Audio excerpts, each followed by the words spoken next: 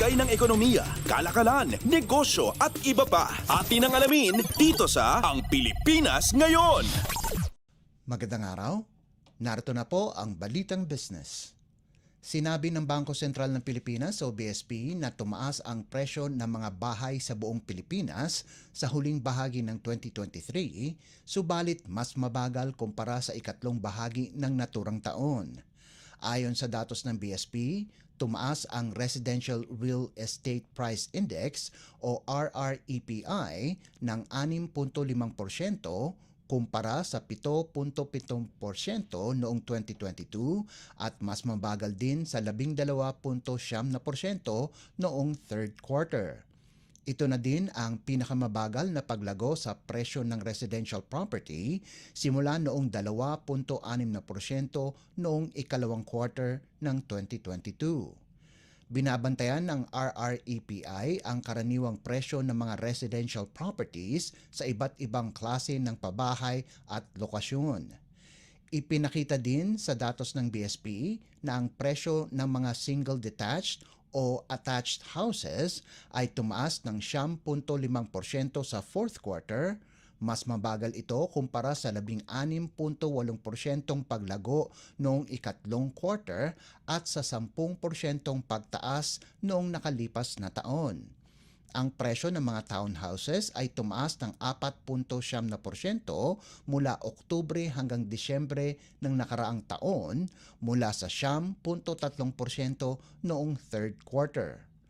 Tumaas naman ang mga condominium units ng 4.1% sa fourth quarter, mas mabagal kumpara sa 8.3% at 12.9% na naitala noong third quarter ng 2023 at ika-4 na quarter ng 2022 ayon sa pagkakasunod.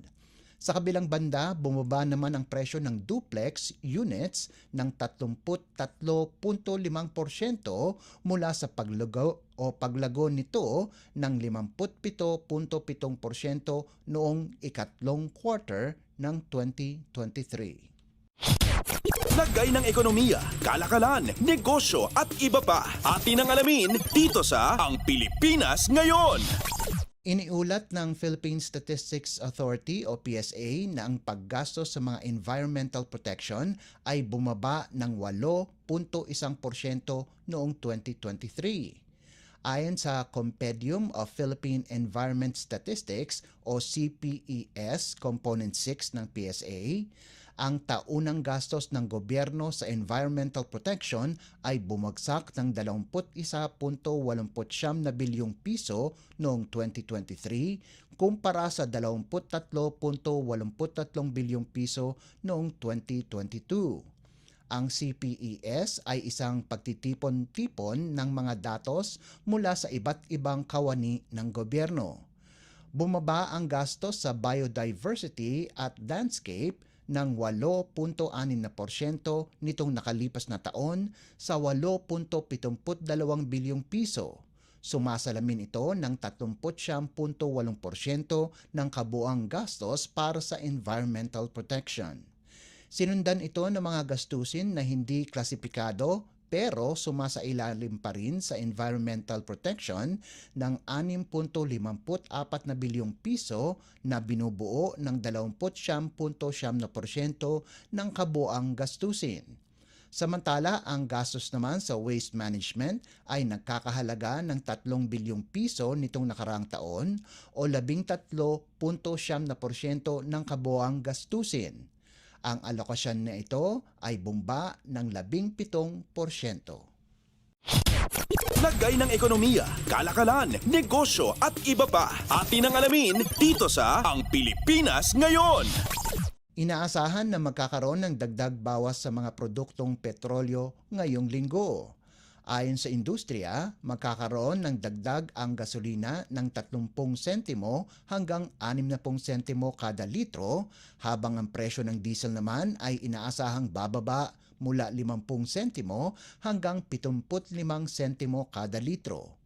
Para naman sa kerosene, inaasahan na matatapyasan ang presyo mula piso hanggang piso at 10 sentimo kada litro.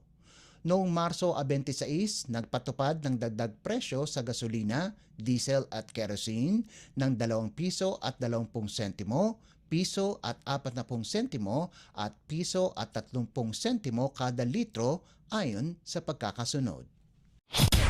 Lagay ng ekonomiya, kalakalan, negosyo at iba pa. Atin ang alamin dito sa Ang Pilipinas Ngayon.